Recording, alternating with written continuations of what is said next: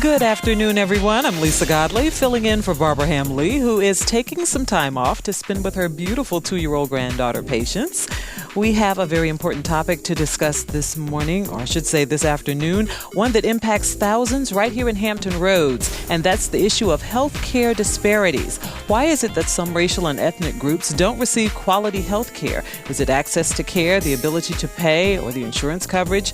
Today's guest will address some of the potential causes of these disparities, and we'll discuss some of the things we can do to turn the problem around. So stay tuned as we talk about healthcare disparities with patients and healthcare experts today on Another View, right after this news from NPR.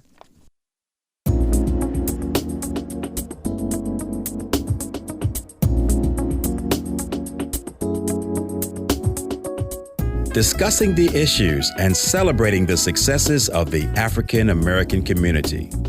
This is Another View.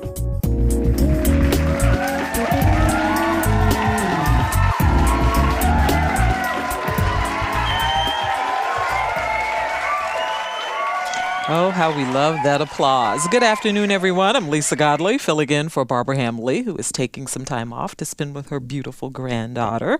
We have a very important topic to discuss this afternoon, one that impacts thousands right here in Hampton Roads, and that's the issue of healthcare disparities. But before we delve in, I had the pleasure last night of sitting down with Olympic gold medalist Gabrielle Douglas and her mom, Natalie. They arrived back in town late yesterday for a heartfelt welcome from their family and friends. I just want to say thank you guys so much. It means the world to me. I'm so glad that all my family and friends are here, and I'm so glad that you guys watched the Olympics, stayed up night or woke up early to watch it. And man, this is just amazing. This is so fantastic, and you guys are behind me, supporting me, and thank you so much for all your love, support, and prayers. And oh my gosh. Gabby! Gabby! Gabby! Gabby! It feels amazing to finally be home, and I got off the plane. This is a very warm welcoming, and it was just fantastic. I mean, I love all the people who were there, my fans, my family, and all the people who supported me and loved me. So I just want to say thank you, and I'm so glad to be back in my hometown. And Gabby, we are glad to have you back. We'll hear more from Gabby and her mom, Natalie, next week on Another View. Now, let's get down to business with today's discussion on healthcare disparities. Did you know that African American men in Hampton Roads have the highest rate of prostate cancer in the nation? What's going on? Today's guest can certainly shed some light on this problem and healthcare disparities as a whole. Please join me in welcoming Terrance Afer-Anderson, a cancer survivor/warrior, and the coordinator of this weekend's Men's Health Symposium titled Illuminating Good Health, Eliminating the Cloak of Invisibility. Good afternoon, Terrance. Good afternoon. Also in the studio with me is Charlie Hill, who is also a cancer survivor warrior and no stranger to Another View. Good afternoon, Charlie. Great afternoon. Okay. And joining me also here is Dr. Richard Wright, a general surgeon who deals with disparity issues on a daily basis. Welcome to Another View, Dr. Wright. Thank you, Lisa. Glad to be here. Thank you so much. And from the National Institute of Minority Health and Health Disparities, joining us on the phone is Dr. Nathaniel Stinson. Good afternoon, Dr. Stinson. Good afternoon. It's a pleasure to be here. Thank you so much for joining us. Gentlemen, I'm going to start with Terrance and Charlie and ask about this whole prostate cancer thing. What's going on here in Hampton Roads? Well, again, African-American men in Hampton Roads do have the highest incidence of prostate cancer and prostate cancer deaths nationwide. Personally speaking, I was diagnosed in January 2010, right around Martin Luther King Jr.'s birthday.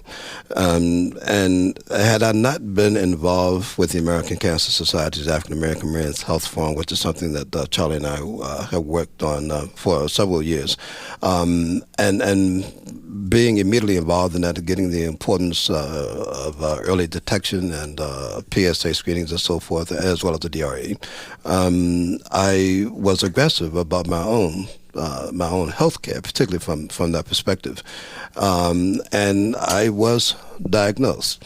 And my two brothers, again, just personally speaking, of the importance of early detection and education, my two brothers, once I was diagnosed, I encouraged them to make sure that they were tested.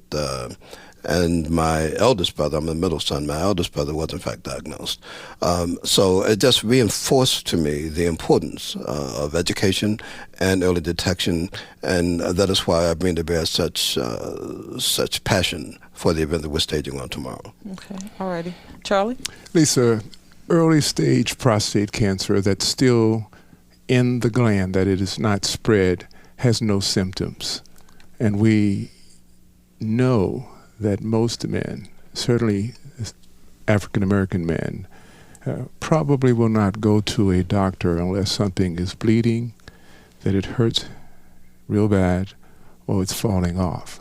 So if the combination of no symptoms and absent of those particular circumstances, you have this unfortunate situation where men are allowed to continue to live until something really happens that gets their attention, and oftentimes it's too late. And we know that we can do something about it, and we're grateful that you provide this opportunity to talk, because the key words will be early detection, and you do this when you have the opportunity to ensure that everyone understands that they're not going to get a flag up a pole to say there's something going on, because the disease progresses without that particular signal. Okay, all righty. Dr. Stinson, Barbara and I say here all the time, and we've said this for years, that it seems that no matter what disease we discuss or illness, for the most part, there are, of course, one or two exceptions, but for the most part, it seems when everybody else catches a cold, the African-American community gets pneumonia. When we're doing that, when we're not seeking treatment, when we're allowing things like this to grow, what impact does that have on the whole disparity issue? Well, one of the things that you've certainly noticed is that, unfortunately, if we look at the full spectrum of illnesses, African Americans have a disproportionate burden compared to other population in this country. And so, one of the biggest challenges that we have is it's where do you even start? I mean, where do you begin? Because there's so many areas that improvement is important. A couple of things that your other experts mentioned as far as reinforcing around prostate cancer. Not only is it more likely to develop in African American men, but African American men are twice as likely, to die from prostate cancer than white men.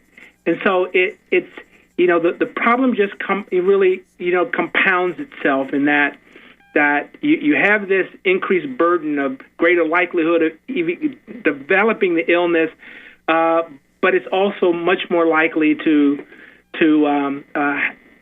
lead to death, have serious consequences, and it's a particular struggle that we have to make sure we understand that it's not just detecting it. We got to make sure that the treatment that available is the best treatment, and that we're very aggressive in treatment. Okay, all righty. Thank you so much. Dr. Wright, you said you have something to add. Yeah, I just want to take one moment to edify what Dr. Stinson has said, was that the death rate of African Americans in America is approximately 10 to 15% more due to this disparity. And it's interesting to me that in an article that was published in 1990 by one of my mentors discussing the excess mortality in Harlem in New York, who compared the death rates to African Americans and other minority, found that this 10 to 15% disparity, and that the death rate will be 10 to 15% more than in non-African Americans or in whites. And to a point that race does matter, and we're not quite sure. We think that nutrition has a impact, education, and access to health care. All three of these things we feel that is causing this disparity, and we have to impact not only on education, there are nutritional factors that we have to address, and how African Americans and other minorities feed themselves. So it's multifactorial. Wow. Okay, Charlie. I would like to offer that for the period 2003 to 2007, the death rate in Norfolk, the Norfolk Health District, was 22.8% for white men, 69.2% for black men. That should get the listener's attention. 22.8 versus 69.2 for the state of Virginia for the same time period. For white men, 22.2, and for black men, 55.6. Wow. Wow. And I was just really looking at that just the other day, and I'm not quite sure. Is this 2000? This is 2003 to 2007. Right. I just looked at that. That rate actually is 68%. Wow. And in Norfolk, African Americans are ranked number 2 in terms of statewide, in terms of prostate cancer deaths. Chesapeake, number 3. Yeah, so it's pretty substantial. We're looking at a major issue here. Okay. Dr. Stinson, you're going to be speaking at the symposium that's going on this weekend. What is the major message that you want to get across to the men that are going to be there? I think there's really a couple of things. One is, with all the advances in medical knowledge and medical treatment over the last few decades, disparities have not gone away. And in fact, disparities in a lot of the different diseases and illnesses have actually gotten worse, even as the health of the population as a whole has improved, and that needs to be addressed. The second point I want to make is that improvement in health goes beyond a new pill, a new medical device, a new treatment. There's this whole area of social determinants of health. We know that the environment. We know individual social economic status.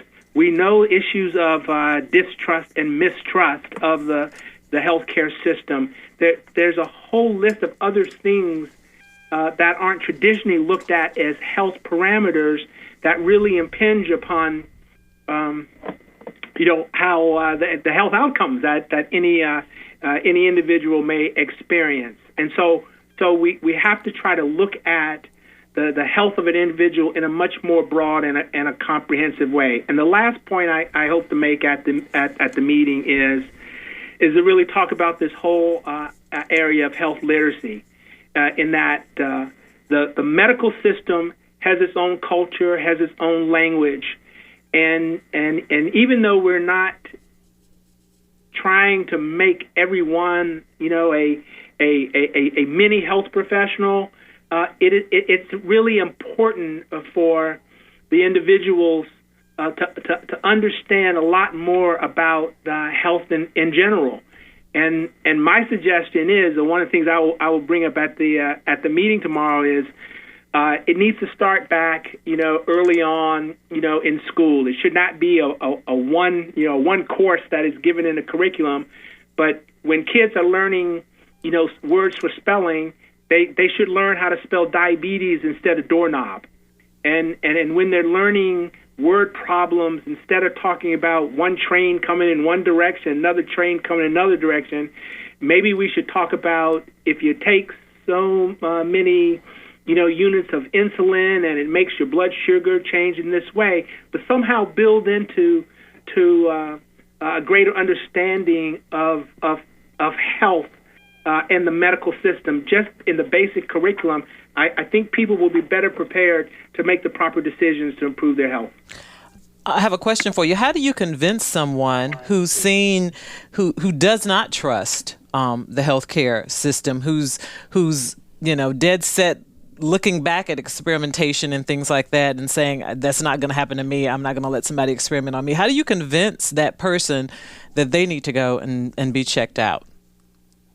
Well, that's that's the brass ring. I mean, that's the really hard problem. And unfortunately, the way it is usually approached is the university or the hospital, when they want people to either participate in a particular clinical trial, or they're going out there to try to do mass immunizations for flu, pneumonia, whatever the particular problem may be at the time. It's very, very difficult because you're trying to overcome some of those feelings right there at the moment. And my suggestion has always been is that you build trust by showing that you're trustworthy. So before the academic institution even needs anybody to participate in a clinical trial for a new medication, they should be doing things in the community where the community knows that this institution and these researchers are trustworthy. Same way with the hospitals. Don't wait until you need to go and do a mass, vaccination of people in the community. As part of your ongoing operations, you should be working with the community and leaders in the community and doing things that show you're trustworthy. You have to do that first, because if you're asking someone to trust you when you're trying to do something to them or get something from you, I don't know how you overcome that barrier. Okay, thank you so much, Dr. Stinson. We'd like to hear from you, our listeners. Give us a call at 440-2665 or 1-800-940-2240. Numbers again, 440-2665 or 1-800-940-2240. Charlie? Lisa, before we get too far away from prostate cancer, I want to highlight one point, which is actually building on the point that Dr. Stinson just made. Recently, a federal panel issued recommendations suggesting that the prostate-specific antigen, or PSA test, should not be performed. That created an enormous amount of confusion among men in general. Particularly for African American men, we need to clear up in that confusion. We need to provide data and facts. And I think back to the question that you asked, how do you deal with men who are maybe reluctant? Well, what you try to do is, in addition to establishing the trust or building on the trust, is put the facts out there and have a consistent message. And that message with African American men and other men at high risk is simply this: Black men are dying at a rate much higher than any other men in the world. If you don't get on top of this and know your numbers, you will add to those numbers. Gotcha. Okay, Dr. Wright, what do you say to people? I'm sure you've encountered patients who, kind of have a fear of doctors for that reason. Sure. And we see this all the time, particularly in the African American culture, and a lot of times in the Spanish culture, Hispanic culture as well. And you've probably heard it. We don't want any air to hit it. Like if you're talking about cancer, because it's going to grow even more. I leave it alone, don't touch it, that kind of thing. And it just proves the point that we need to do more. As my two warrior brothers here are here today, we need to get out there more. We have to have more mass screenings, which we do have at our facility. We try to have a screening once or twice a year. We have to get that word out that you have to come. We have to make people come. We have to send buses. We have to do everything to try to coax them to come to a mass screening so that we can help educate them. First of all, we can perform a digital rectal examination. We can do a breast examination, these types of things that need to be done so that we can start from that point to try to allay the fears of the patient so that we can begin to try to treat them appropriately for whatever disease state that might be. Okay. That's the importance, again, of the event we're doing tomorrow. We're going to be offering an array of free screenings, the DRE, the PSA, the all cancer screenings, cholesterol. I mean, just an array of screenings that we are hoping that there's a good number of men that come out and participate in not just the screenings, but the educational aspect of it. I wanted to comment just a little bit on something that both Dr. Stinson and Charlie referenced in terms of the clinical trials that the USPS USPSTF, their recommendation based on those trials. I think that as opposed to being leery of participating in those kinds of things, I think that because of the great amount of disparities that we are facing, that there is some of an onus to become more involved. If we are in fact dealing with these kind of disparities, our participation, greater participation in trials, because that particular USPSTF recommendation, there was not a quantifiable sample of African American men included in that trial. So what does that recommendation mean to us? What is the validity of that recommendation? So I think that there is, again, a greater onus, greater responsibility of our participating in those kinds of trials. I also want to take a brief moment to thank Dr. Stinson for coming to being our keynote, as well as Charlie speaking and Dr. Wright speaking as well. This is going to be a great event on tomorrow. Okay, all righty. You named the different types of screenings that are going to take place, and the different speeches. You are. This is going to tell us a little bit about where people can come and participate in this, and how long it's going to be going on. It's all day tomorrow. Registration is from 8 to 5. Now, there are some folks you can register online at Eventbrite, but if you go to our Facebook page, www.facebook.com/IGHECI, which is an acronym for Illuminating Good Health, Eliminating the Cloak of Invisibility, you can get the link for the Eventbrite site to register online. When you register online, that's basically reserving a spot for you, but there is on-site registration. And then from 9 to 9:15, Tom Farrington, the president and the founder of the Prostate Health Education Network, is going to deliver a video welcome address. And again, Tom Farrington and Dr. Wright are acquaintances. The opening plenary session will be delivered by Dr. Keith Newby. This will be on cardiovascular health. And Charlie and Mark Fleming, Dr. Mark Fleming with Virginia Oncology Associates. And again, Charlie is the president and a co-founder of the Hampton Roads Prostate Health Forum. Dr. Fleming happens to be my own oncologist as well as Charlie, but Charlie and Dr. Fleming are going to do a tag team presentation on prostate cancer, a patient and a physician's perspective. Then we're going to have our first set of screenings and breakout sessions from 11 to 12:30. This will be followed by the keynote address on eliminating health disparities by Dr. Nathaniel Stinson. We're going to have a jazz luncheon, the second screening and breakout session. That's going to be a full day. Yeah, it's going to be a full day. Now, this is a men-only event? No, there women are coming as well. And I'm just asking, because usually to bring the guys, to come out, you need the women to bring them there anyway. I'm just curious. And what's very interesting is that I've had a number of women to call to say, I want to register my husband. And I've encouraged women to come as well. There will be some women there also.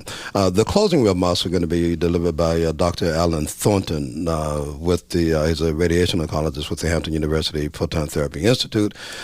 So program is going to run from 9 to 4, and then at 4 o'clock we're going to have a jazz concert. It's going to be a very nice affair. All righty. Sounds like a very good event. Now, if you're out there and you have some questions, or if you want to tell your story about what you've gone through, give us a call. The number's here, 440-2665 or 1-800-940-2240. We're going to talk to Keith from Norfolk. Keith, what's going on? Yeah, how you doing? I'm good. Yeah, I'm curious. I don't know how true this is, but the servicemen who served in Vietnam and were exposed to Agent Orange, are their chances greater of getting prostate cancer than anybody? I don't have any information on that. Dr. Wright? Yes, I would like to address that, Lisa. There have been studies that show that there have been increased incidences of different types of cancers associated with Agent Orange exposure. There has not been a per se increase in prostate cancer per se. There have been increases in other type of cancers, and not only cancers but lymphoma, which is a type of cancer as well, but not per se prostate cancer. Okay, all righty, Keith. Did that answer your question? Yes, it does. All righty, thank you. Keith, that doesn't mean that you don't. I'm not quite sure how old you are, but that doesn't mean that you shouldn't get checked. Through a digital rectal examination and or a PSA test, and we'll be glad to see you and hope to see you tomorrow.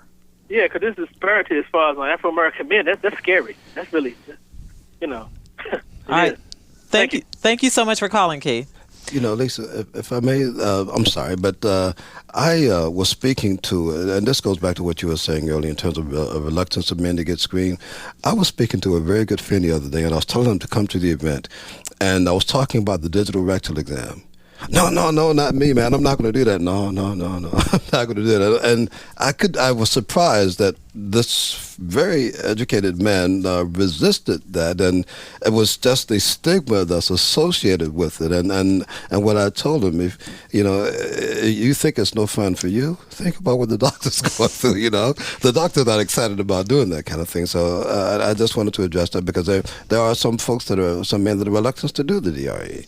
And that's a necessary part. That is very true. Now, if you're just joining us, we're talking about healthcare disparities and how that impacts the African American community, Black males in particular. My guests are Terrance Afer-Anderson, the coordinator of this weekend's conference, and a cancer survivor/warrior, Charlie Hill, another cancer survivor/warrior, and Dr. Richard Wright, a general surgeon who deals with disparity issues on a daily basis. And from the National Institute of Minority Health and Health Disparities, Dr. Nathan Stinson. Dr. Stinson, can you talk a little bit about that fear factor that people have when it comes to going to the doctor for treatment and the impact that has on the whole disparity issue?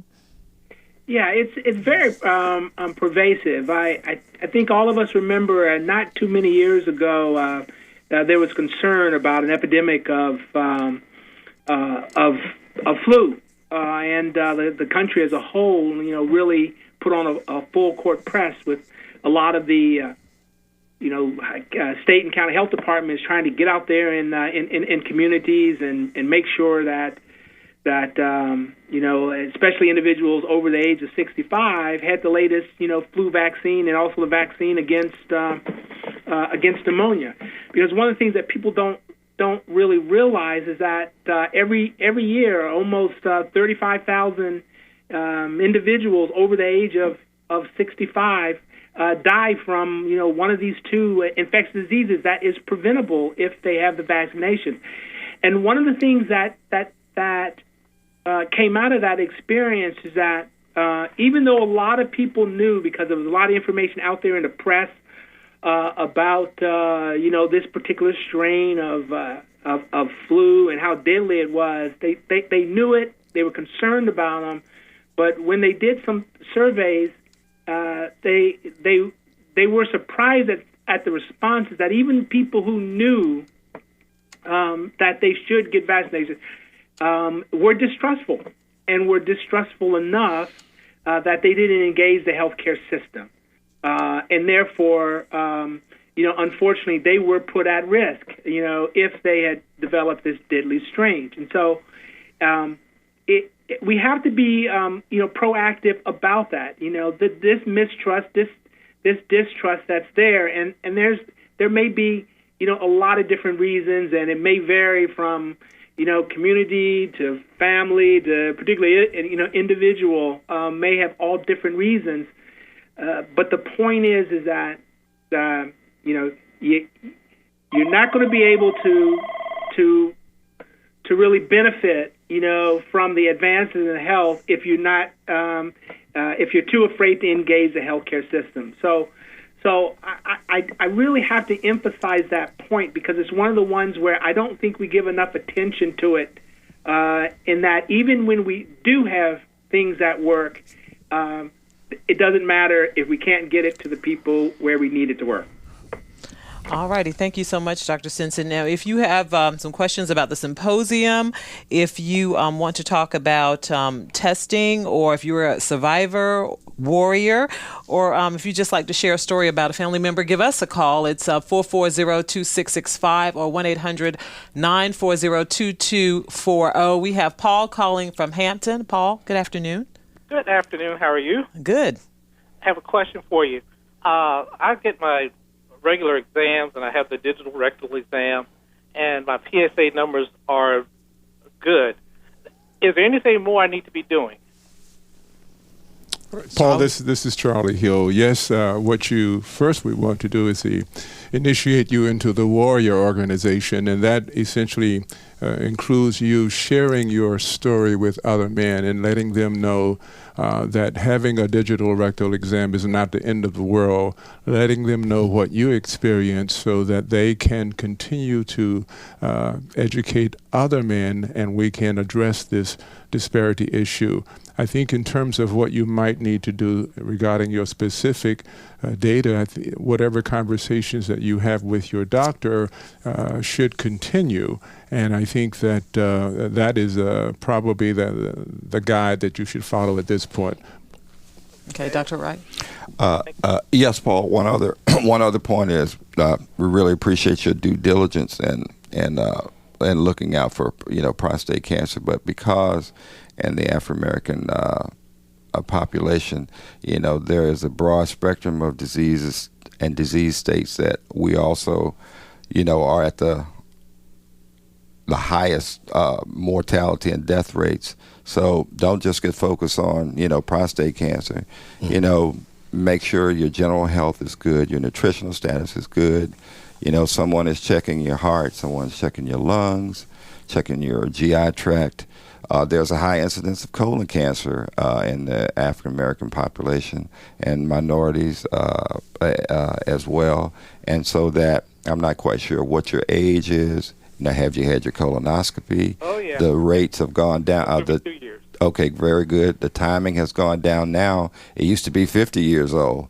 Now, that number now, it's at 40. So, I'm just trying to educate the general population out there that colonoscopy, might need to be done at 40 now instead of at 50. So that even though we've talked about today a lot about prostate cancer, there are other cancers that we have to be, concerned about as well. So I'm sure you're doing that, Paul, and I just wanted to throw that out there to the public as well. Charlie? Now they've added hepatitis C. What? It looks like it's always something that we as African Americans are just greatly at a disadvantage to. But do you have any recommendations as far as that goes? Paul, I think that the advice you were given minutes ago certainly continues to hold. First, you should live a heart-healthy life and should be concerned about your eating habits as well as the amount of exercise you get, etc. The other point that I want to make, I may be the only one on this panel whose body is resident to 2 cancers.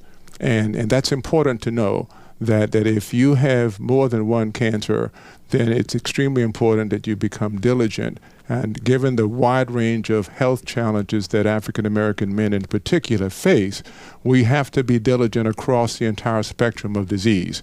Sounds like you are prepared to do that. We need you as a warrior to help other men get to the same place. Okay. What do I do? Well, come tomorrow and we'll talk about it. Okay. Come tomorrow and bring some friends. Don't just show up by yourself. Bring some other men.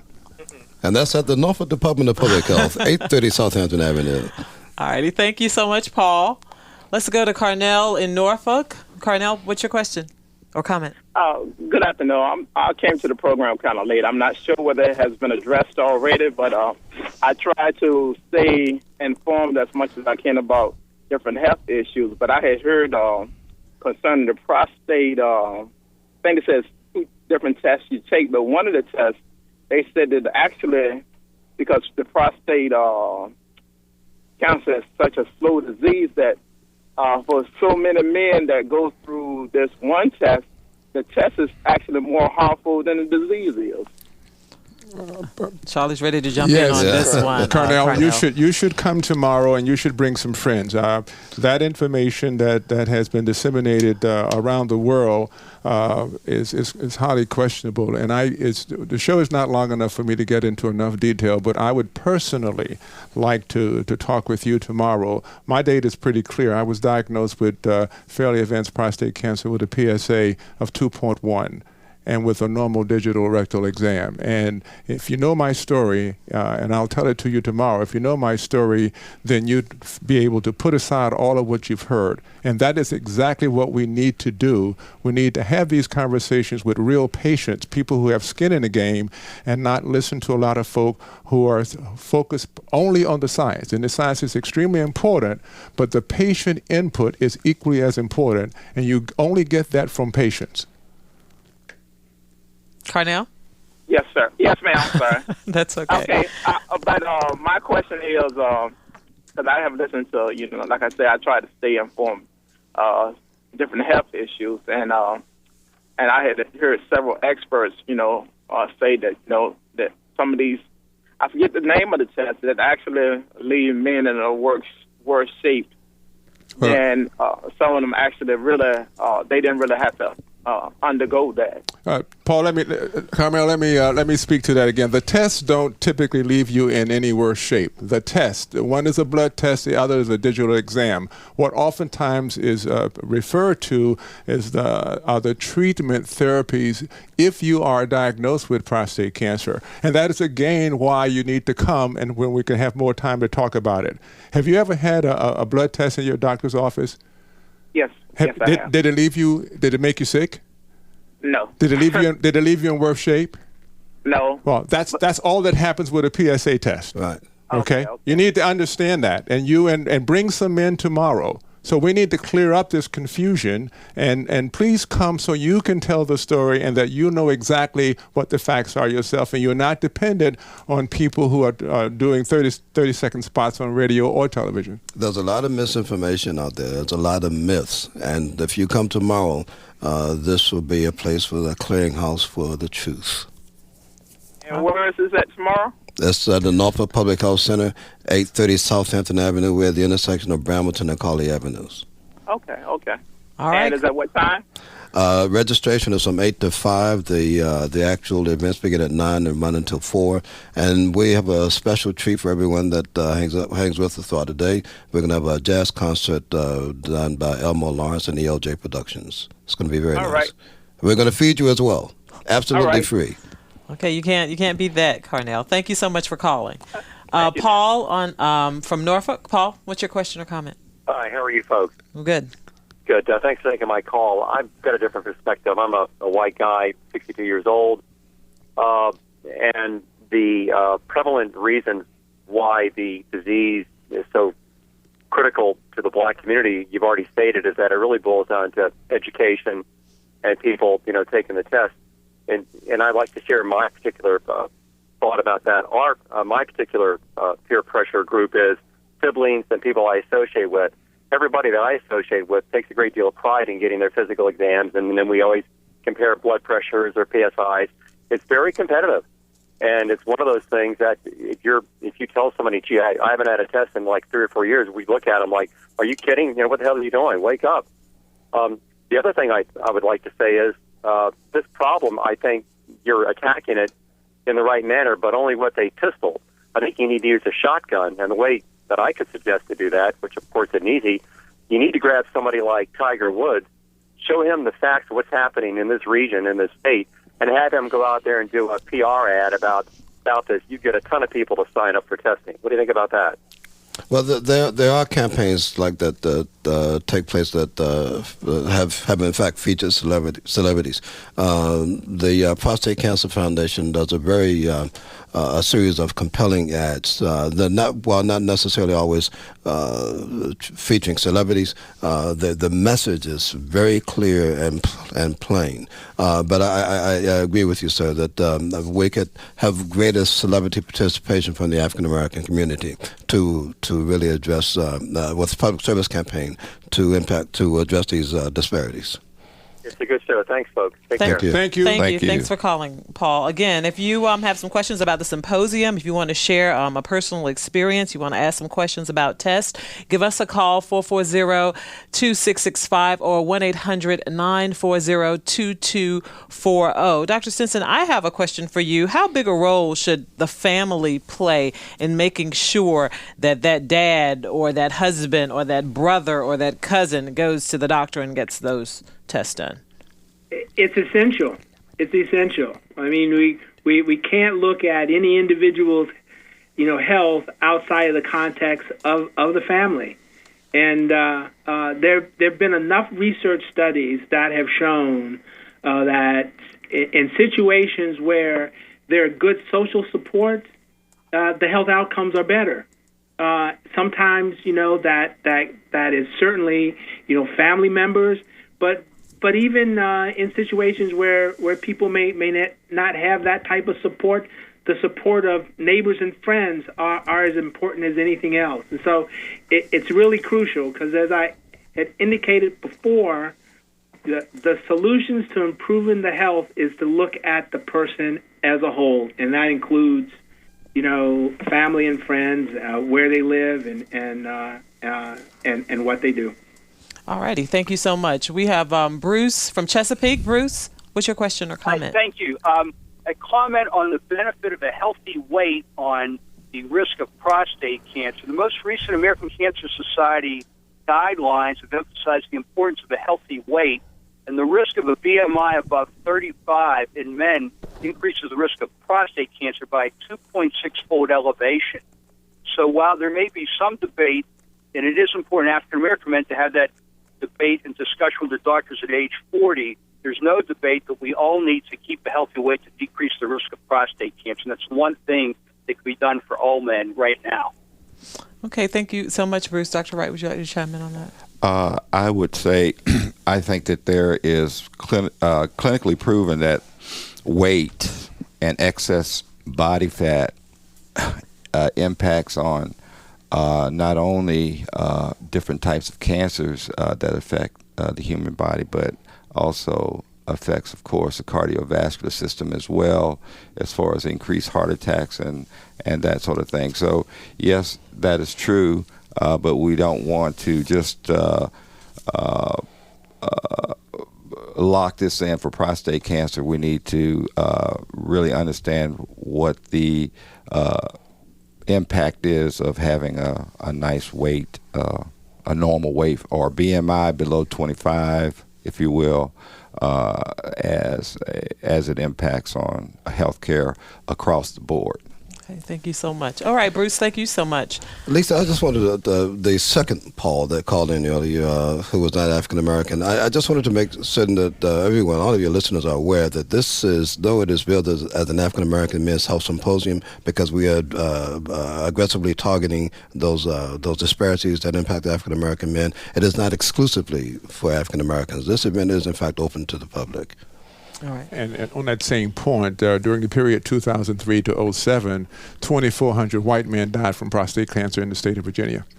And I think that's important. So we do welcome white men to these events as well. Oh, okay. All righty. Absolutely. Okay. We have Golden calling on line 2. That's a very familiar name, and I wonder why. Your spouse is here. Lisa, and I want to applaud you for the program. I've certainly enjoyed it, but I want to comment. I think it was said earlier that women play a critical role in getting their husbands to the doctor. And I want to say to the women listening, please make sure your husbands are getting checked, your sons, uncles, everybody. The other comment I want to make is don't stay home because you don't have insurance. There are free clinics out there that will take care of people who are uninsured. We run one in Newport News. There's one in Hampton. There are clinics in Norfolk. And I just want to make sure people know they can get help if they need it. If they want to call us at the free clinic, we'll direct them where they are. And Charlie has that information. All righty, Golden, thank you so much. Thank you. For calling. You're welcome. Bye. And chiming in. We only have a few minutes left, and I want to give each of you an opportunity to make a plea or make a statement to our listeners and just let them know something that you really want them to know about this issue. And Dr. Stinson, since I have you on the phone, I'm going to give you the first whack at that. Could you start for us, please? Sure. I think the most important point I'd like to say is that as bad as the situation looks with health disparities, I think progress is always one step at a time. I think the symposium that we'll have tomorrow is just another step in having everybody engaged in doing the things that they need to do to improve their health, and making sure that the healthcare system as a whole is accountable to making sure that everyone has access to the best type of healthcare that the country can give. All righty, thank you so much. Dr. Wright, about 30 seconds, can you tell us something? Yes, I would like to say that first I'd like to thank you for allowing me to participate on this program today. It was a very interesting topic, and I would add to what Dr. Stinson had to say was that we're here for you. Dr. Wright is here for the public. Dr. Wright will try to do anything, again, like Carl's wife called in and said, don't worry about the insurance. We can always kind of try to work out some kind of free clinic, or we can work out, payment programs and that sort of thing. Just please come, be tested, and then let's go from there. I think that's where we should be looking at right now. Okay, we've got a minute left. Charlie, you got 30 seconds. Tomorrow I will talk about something called cultural inheritance, and I'll explain it this way. I grew up in Hampton Roads, and on every Friday in my neighborhood, everybody had fish. It was a cultural thing. You can go to any neighbor's house, they had fish. We had the habit of having fish on Friday. We treat healthcare through the eyes of our cultural inheritance. So if you have an inheritance of not taking care of yourself, that is a habit that we want to break, and we want to break it tomorrow. So form a new habit tomorrow by coming to the event and taking charge of your own health. Okay, Terrance, you got about 20 seconds. 20 seconds. Back in the early 50s, Ralph Ellison published a book entitled The Invisible Man. The whole idea behind this symposium, with all of these noteworthy speakers and presenters and the screenings, is to encourage people that you don't have to become invisible. We're going to cast a healthcare perspective on the cloak of invisibility, and we want to eliminate and remove the cloak of invisibility by encouraging people to be proactive in their own healthcare and giving them the educational arms that they need to succeed. Gentlemen, thank you so much for being my guest today, and come on out to that symposium tomorrow and get some information that you need. All righty, now it's been decades since Pharrell Williams first came onto the music scene as a performer and producer. Since then, the Virginia Beach native has captured 3 Grammys, including 1 for Producer of the Year, and worked with artists like Jay-Z, Justin Timberlake, and Britney Spears, not to mention scoring a major motion picture soundtrack for the film Despicable Me. But as busy as he is, Pharrell Williams doesn't miss an opportunity to give back. One of his visions is to make sure children have what they need to reach their full potential, and he does that through his organization titled From One Hand to Another. I recently had the opportunity to talk to Williams about his music and his desire to make a difference in the lives of others.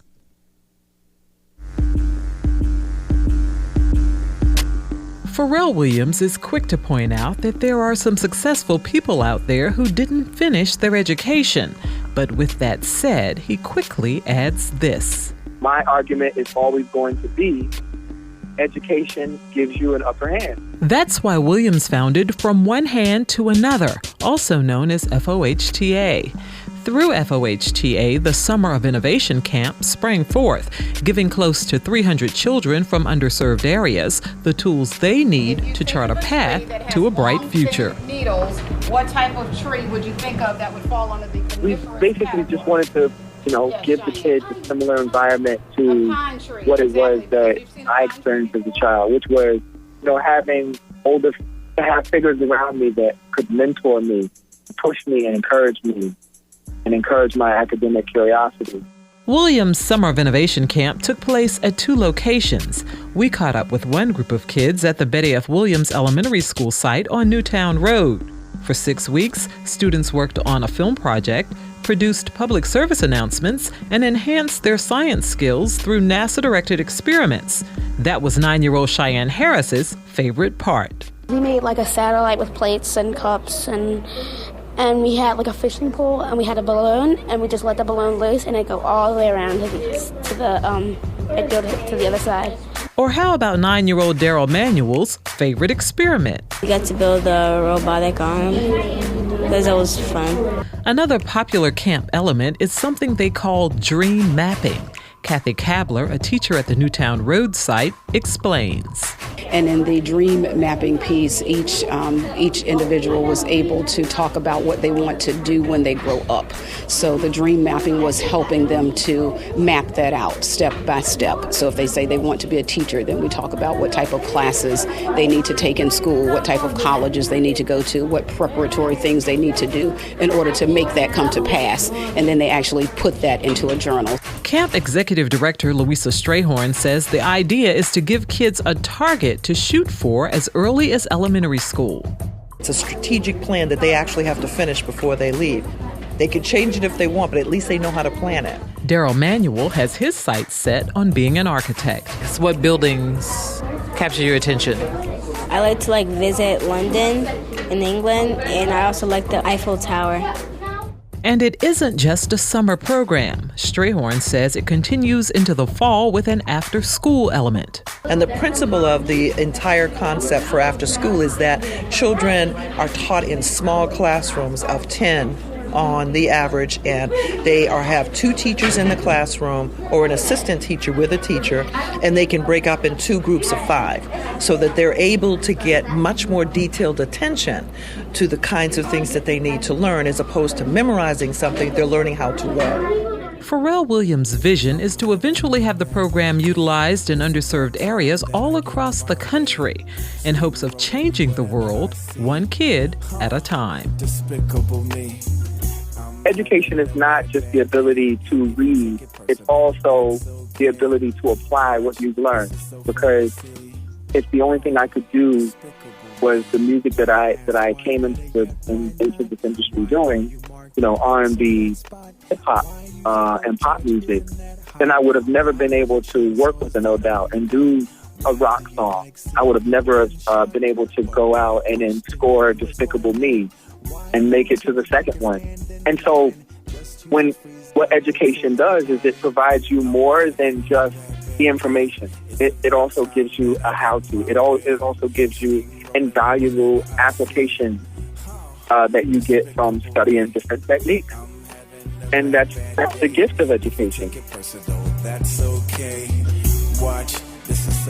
All righty, time now for things to view and do in Hampton Roads. You will be my Saturday love. It's back to school. It's a back to school drive. This free event is sponsored by the Daughters of the Life Corporation and is designed to support local families and children in need. This event kicks off Sunday, August 26th at Mount Trashmore in Virginia Beach from 2:30 until 6:30 p.m. There will be food, entertainment, and karaoke. Ask that you bring a back to school item. That's what they want. For more information, contact daughtersoflife@gmail.com.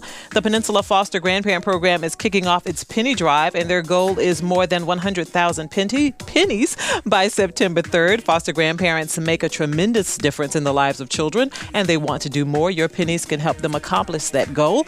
If you'd like more information about the program, log on to www.hampton.gov/FGP.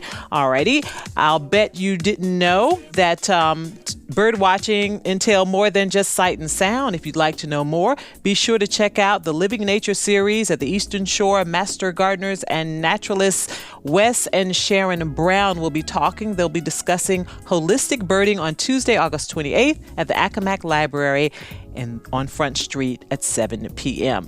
These events and more on our website at anotherviewradio.org. And don't forget to sign up for our newsletter. Thank you for spending some time with us today. For producer Morgan Chase, audio engineer Perry Smith, Danny Epperson, who answered our phones, I'm Lisa Godley. Barbara will be back next week, and we'll talk to our very own Jay Sinnott about his newest jazz CD titled Still Standing. And I'll have more with Olympian Gabrielle Douglas. Thanks for listening, and let's make a date to get together next Friday for another View.